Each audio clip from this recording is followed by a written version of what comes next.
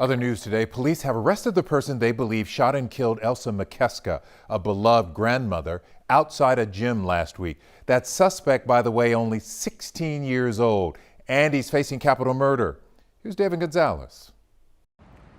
We won't know the identity of that 16-year-old suspect because he's a minor, and even though an arrest has been made, the family and Crime Stoppers say their hunt for the other two suspects continues.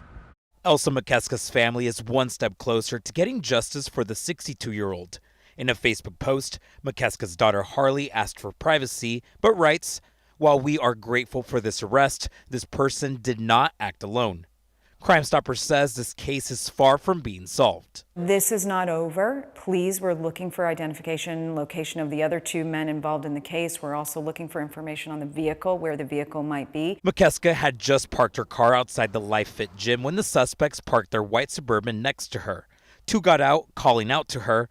That's when investigators say the teen shot and killed her. McKeska died outside the gym's doors. That 16-year-old now charged with capital murder. When they make these choices, we do want there to be ramifications, and we respect the process that we may not know what those are.